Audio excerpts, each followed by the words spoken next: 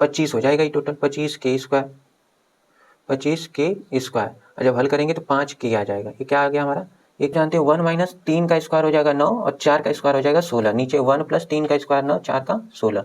हल करेंगे 16 हो जाएगा 5 का 25 माइनस 3 का स्क्वायर 9 हो जाएगा 5 का 25। तो कुल मिला के अगर देखें हम तो ये 16 माइनस 9 बटा 25 आ रहा है। और 16 तो लंब की वैल्यू हम देख रहे हैं कोण सी के लिए, कोण सी के लिए लंब है कड़ी में 3 की, तो कड़ी में 3 की और कर्ण कितना है 2 के, तो के से के कैंसिल हो गया, कड़ी में 3 बटा 2 आ गया इसका। साइन सी, तो सी के लिए इधर जाएंगे, ये कितना है कड़ी में 3 बटा 2। तो जैसे ही मल्टीप्लाई करेंगे एक का एक में एक हो जाएगा, 2 दूना के क्यू आर, माइनस से माइनस गया, क्यू आर कितना आ जाएगा 600 बटा के 50 आधार बटा कर्ण। अब आधार कितना है, तो आधार 5 सेंटीमीटर है, 5 सेंटीमीटर और कर्ण 13 सेंटीमीटर है। कर्ण से कर्ण सेंटीमीटर सेंटीमीटर हट गया, कॉस पी जो है ये 5 बटा 13 है।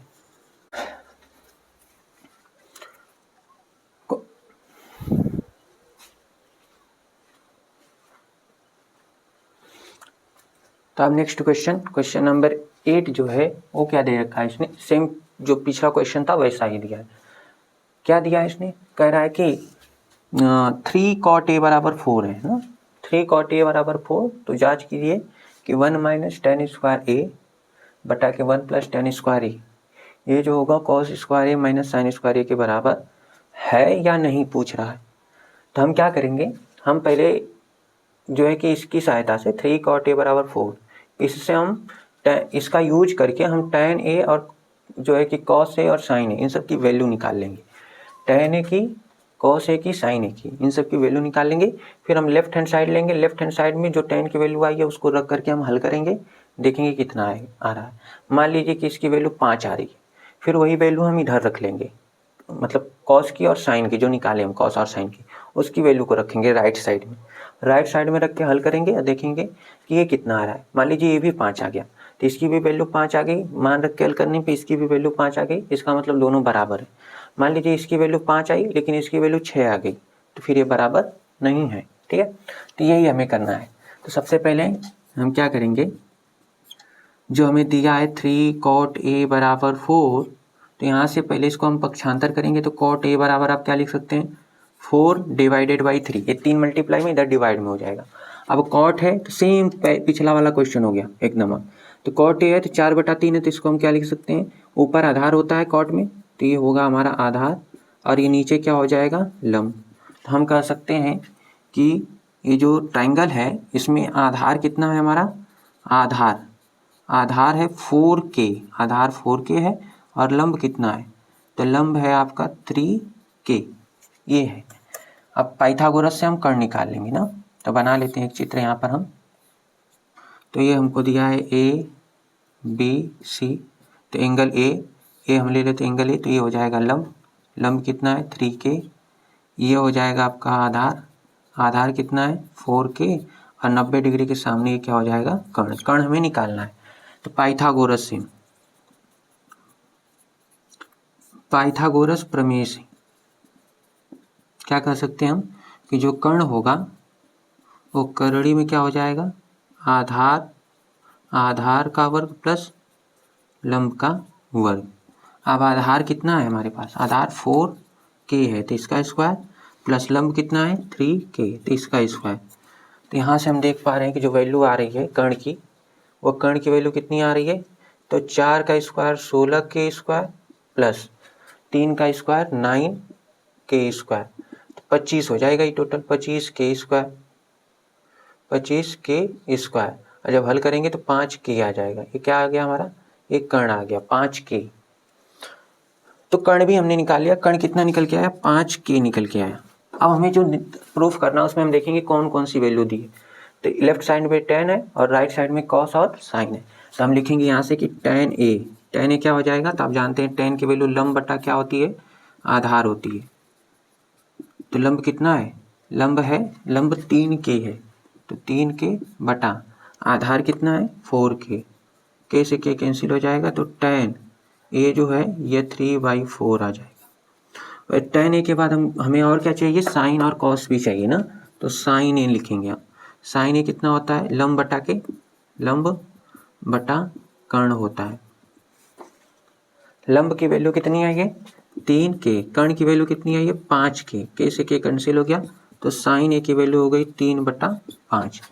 फिर उसके बाद साइन a के बाद अब क्या निकालोगे, कॉस a भी हमें चाहिए। तो कॉस a अगर हम निकालें तो कॉस a, कॉस होता है आधार बटा कर्ण, ठीक है। अब आधार की वैल्यू कितनी है, तो आधार की वैल्यू है 4k और कर्ण की वैल्यू कितनी है 5k, k से k कैंसिल तो कॉस a बराबर कितना हो जाएगा 4/5 हो जाएगा, साइन a बराबर 3/5 हो जाएगा और टेन a बराबर 3/4 हो जाएगा। सारे मान पता है। पहले हम लेफ्ट हैंड साइड लेंगे। लेफ्ट हैंड साइड क्या है हमारा, जो सिद्ध करना है उसमें या जो हमें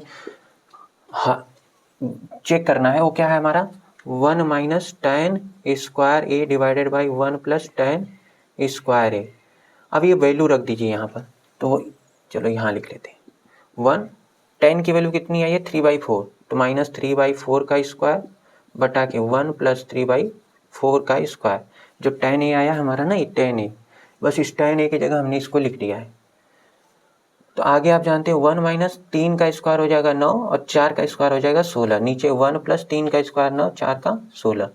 हल करेंगे 16 माइनस 9 बटा 16 हो जाएगा और ये 16 प्लस 9 बटा 16 आ जाएगा।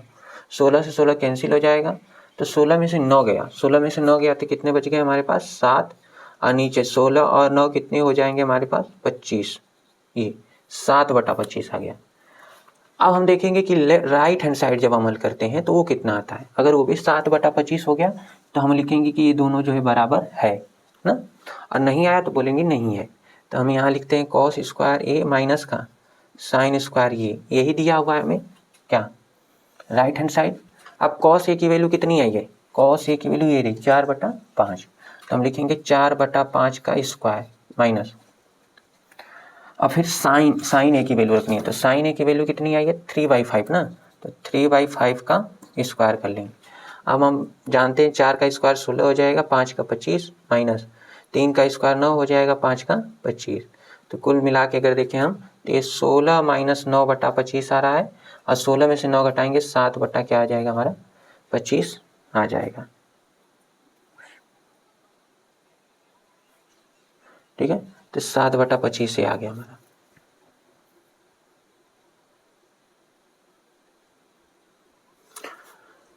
तो राइट हैंड साइड और लेफ्ट हैंड साइड दोनों से हम देख रहे हैं कि दोनों का आंसर सेम आ रहा है, 7/25 7/25 आ रहा है।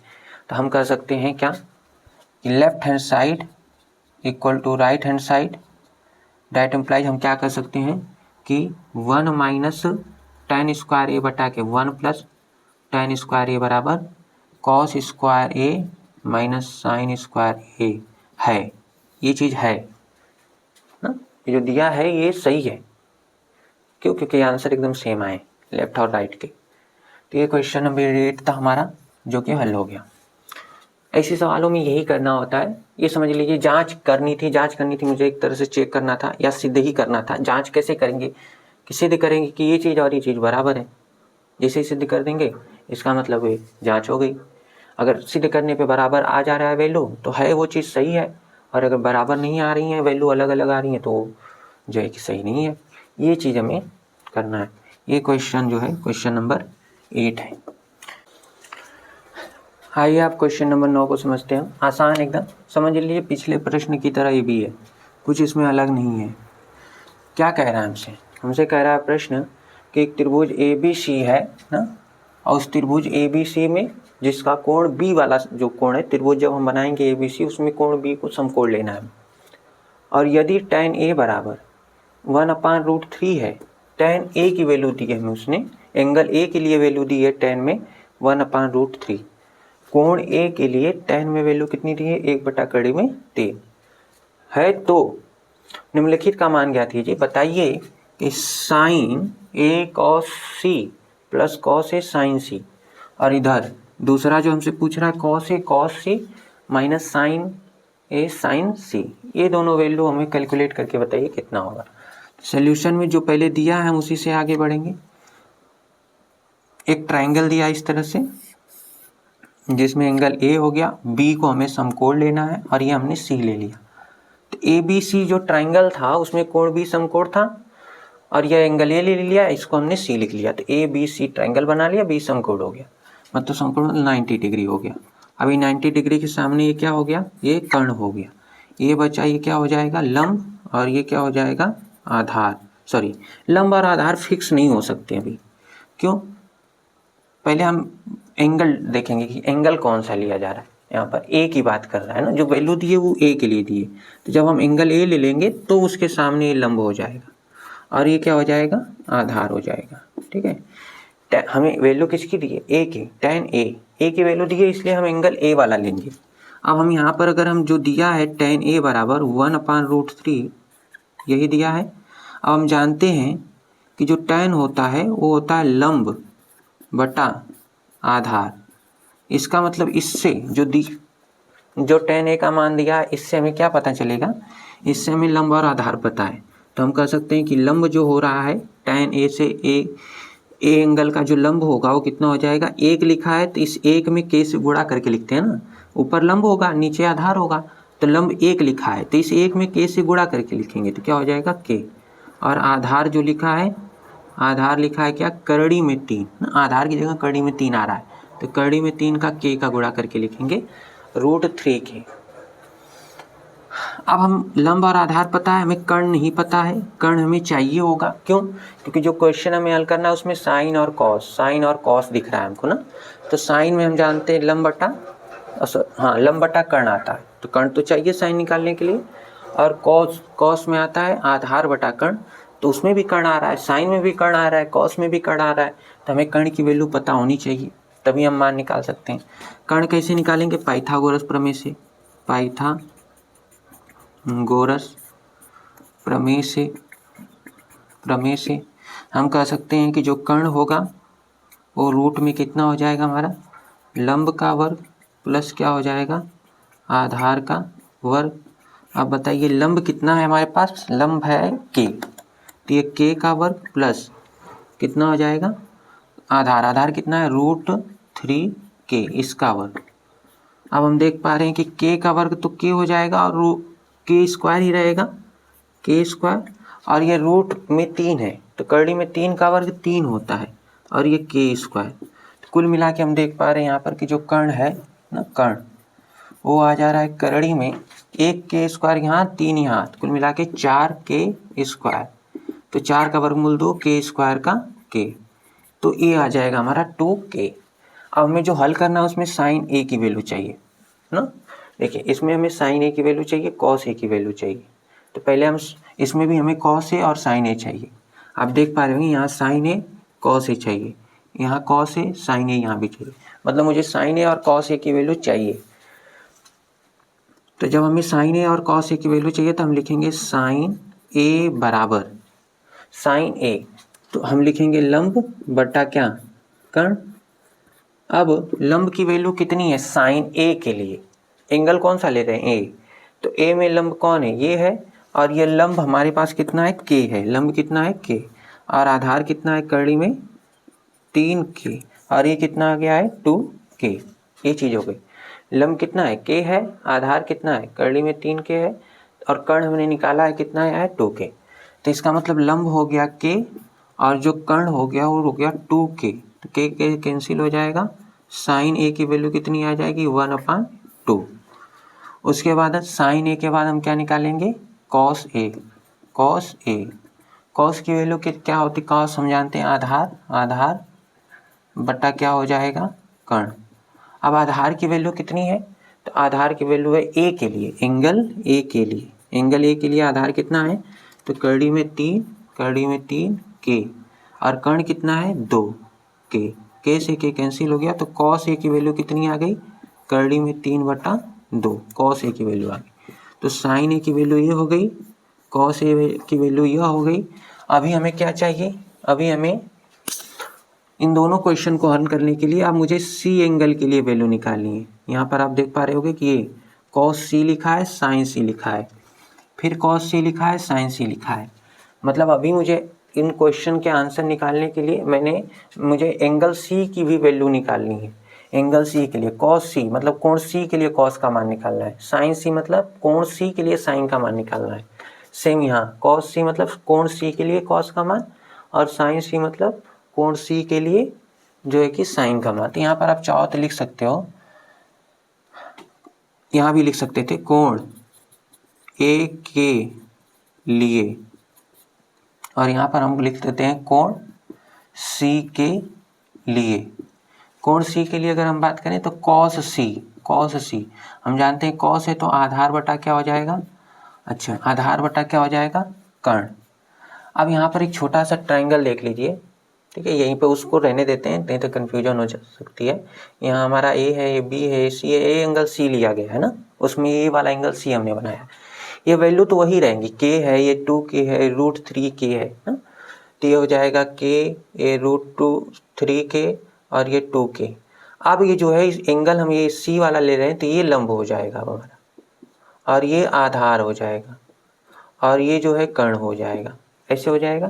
तो कोण सी की अगर हम बात करें तो आधार कितना हो जा रहा है, आधार हो जा रहा है कोण सी के लिए के, और कर्ण कितना हो जा रहा है 2k, के से के कैंसिल, कॉस सी की वैल्यू कितनी आ गई 1/2। ऐसे ही हम निकालेंगे साइन सी, और हमें क्या निकालना है साइन सी। तो साइन सी कैसे लिखेंगे, तो ये हो जाएगा लंब बटा आधार, सॉरी लंब बटा कर्ण हो जाएगा, लंब बटा कर्ण। अब लंब की वैल्यू कितनी है, तो लंब की वैल्यू हम देख रहे हैं कोण सी के लिए, कोण सी के लिए लंब है कड़ी में 3k, तो कड़ी में 3k, और कर्ण कितना है 2k, तो k से k कैंसिल हो गया, कड़ी में 3/2 आ गया इसका मान। तो कॉस सी अब हमें पता चल गया, और साइन सी कितना निकल के आ गया, साइन सी निकल के आ गया कड़ी में 3/2।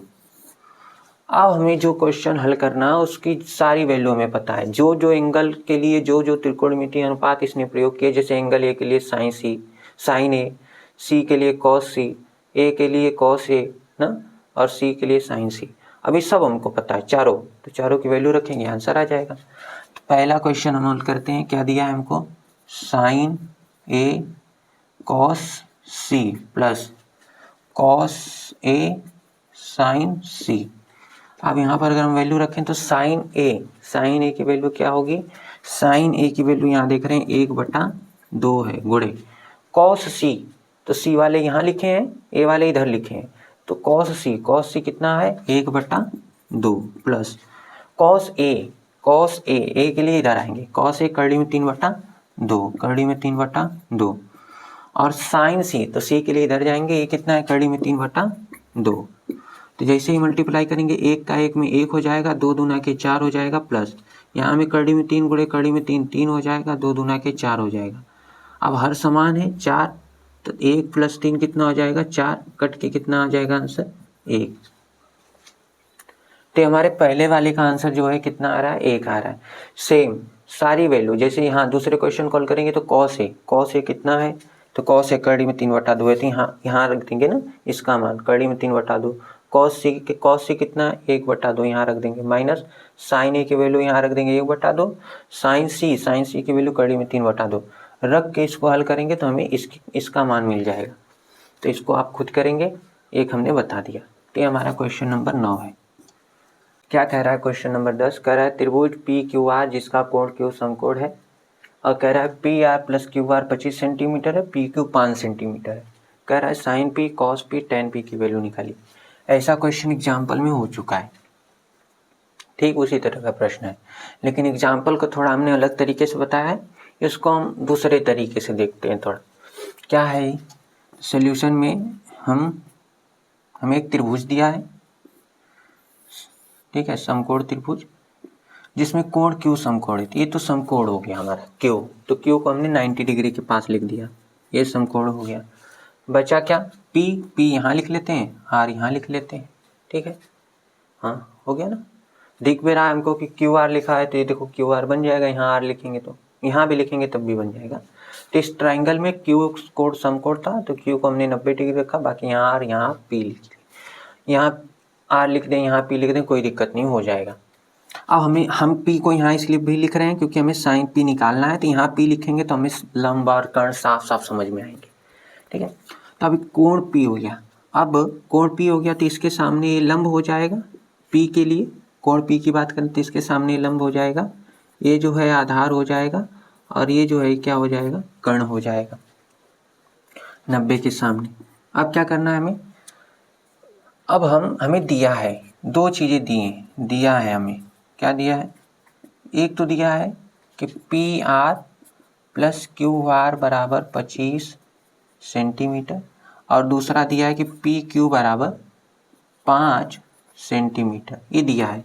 अब हम लगाएंगे पाइथागोरस प्रमेय। पाइथागोरस प्रमेय से, पाइथागोरस प्रमेय से हम कह सकते हैं क्या, ये जो पी आर है ना, ये पी आर इसका स्क्वायर करेंगे तो ये पी क्यू का स्क्वायर प्लस क्यू आर का स्क्वायर हो जाएगा। अरे भाई कर्ण है तो पाइथागोरस प्रमेय हम जानते हैं, कर्ण का वर्ग प्लस, लिख लेते हैं एक बार, हटाओ लिख ही देते हैं। पाइथागोरस प्रमेय हम जानते हैं, कर्ण का वर्ग प्लस लंब का वर्ग प्लस आधार का वर्ग, यही तो लिखा जाता है। कर्ण कितना है, कर्ण पी क्यू है, तो सॉरी पी आर है, पी आर का स्क्वायर हो जाएगा। लंब कितना है, लंब क्यू आर है, तो क्यू आर का स्क्वायर हो जाएगा। और जो है कि यहाँ पर आगे देखें हम, तो आधार क्या है हमारा, पी क्यू है, पी क्यू, तो पी क्यू का स्क्वायर हो जाएगा। ऐसे लिखने के बाद यहाँ पर जो P R plus Q R है, इसका मान हम यहाँ से देख पा रहे हैं कि अगर ये P R plus Q R 25 है तो पी आर कितने के बराबर होगा, तो यहीं लिख दे रहे हैं हम। पी आर जो है इसको हम 25 माइनस इस क्यू आर को उधर ले जाइए, क्यू आर लिख सकते हैं 25 माइनस क्यू आर। तो यहाँ पर जो पी आर है ना, इसकी वैल्यू, इसको समीकरण 1 बना लीजिए। चलिए, तो समीकरण एक से क्या कर सकते हैं हम, जो पी आर है, पी आर को हम लिख सकते हैं 25 माइनस क्यू आर का स्क्वायर बराबर इधर क्यू आर का स्क्वायर प्लस पी क्यू आप देख रहे हैं 5 दिया है, तो 5 का स्क्वायर कर लेते हैं, हल कर देंगे हम इसको। तो हल करने पे क्या मिलेगा हमें, यहाँ पर इसका स्क्वायर तोड़ेंगे तो 25 का स्क्वायर हो जाएगा 625 प्लस फिर क्यू आर का स्क्वायर हो जाएगा, क्यू आर स्क्वायर, फिर माइनस है तो ए स्क्वायर प्लस बी स्क्वायर, -2 है भी, तो -2 ए मतलब 25 इंटू बी मतलब क्यू आर, ये चीज हो जाएगी। ठीक है, और इधर बराबर में क्या है, क्यू आर का स्क्वायर प्लस 5 का वर्ग 25 हो जाएगा। ठीक है, क्यू आर का स्क्वायर प्लस 5 का वर्ग 25। अब ये देख पा रहे हैं आप, सेम चीजें, क्यू आर जो इधर है प्लस क्यू आर, इधर भी प्लस क्यू आर, एक कैंसिल हो जाएगा। और इस 25 को इधर बुला लेते हैं या फिर उसको उधर भेज देते, तो माइनस ये 25 दूना 50 हो जाएगा, तो -50 क्यू आर बराबर, इसको उधर भेजेंगे तो 25 माइनस 625 हो जाएगा। तो घटाने पे माइनस का 600 बचेगा ही, अरे माइनस का 50 क्यू आर, माइनस से माइनस गया, क्यू आर कितना आ जाएगा 600 बटा के 50, इसको हम काटेंगे 0 0, 50 बटा 5 है तो 12 आ जाएगा, तो मतलब क्यू आर आ गया 12 सेंटीमीटर। अब ये क्यू आर की वैल्यू यहाँ रख दीजिए समीकरण 1 में, समीकरण 1 में क्यू आर का मान रखने पर, तो जैसे ही रखेंगे तो ये पी आर बराबर हो जाएगा 25 माइनस क्यू आर का मान कितना रखना है 12, 25 माइनस 12 कितना 13 सेंटीमीटर आ रहा है। अब मुझे सारी वैल्यू पता है, कौन कौन सी, तो मुझे पी क्यू इसने दे ही रखा था, पी क्यू कितना दे रखा था 5, तो ये तो वैल्यू 5 सेंटीमीटर है। ये लंब जो है ये क्या है, क्यू आर है, तो क्यू आर ये 12 सेंटीमीटर निकल गई, और ये वाली वैल्यू जो है ये 13 सेंटीमीटर निकल गई। अब मुझे क्या निकालना है, मुझे निकालना है साइन पी, वैल्यू किसकी निकालनी है, साइन पी। तो हम लिखेंगे साइन है तो लंब, अब बटा के क्या लिखेंगे, कर्ण। अब लंब कितना है, तो लंब हम देख पा रहे हैं, लंब की जो वैल्यू है ये है 12 ना, तो 12 सेंटीमीटर बटा के, और कर्ण कितना है 13 सेंटीमीटर, तो सेंटीमीटर हट जाएगा, साइन पी की वैल्यू 12 बटा 13 आ जाएगी। अब साइन पी की आ गई, ऐसे ही कॉस पी लिख लेंगे, ये खुद हो जाएगा, आप कर लेना कॉस पी, चलो लिख लेते हैं कॉस पी की वैल्यू क्या आएगी, आधार बटा कर्ण। अब आधार कितना है, तो आधार 5 सेंटीमीटर है, 5 सेंटीमीटर, और कर्ण 13 सेंटीमीटर है, कर्ण से कर्ण सेंटीमीटर हट गया, कॉस पी जो है ये 5 बटा 13 है। ठीक है, अब जो है हम यहाँ पर कॉस पी की tan p आप खुद निकाल लेना, ठीक है, tan p की वैल्यू खुद निकाल लेंगे हम। ये क्वेश्चन नंबर 10। एक क्वेश्चन बचता है, उसको हम तीसरे पार्ट में देख लेंगे। अभी हम क्वेश्चन नंबर 10 को देखेंगे, क्योंकि उसको समझने के लिए कुछ बेसिक चीजें समझनी पड़ेगी।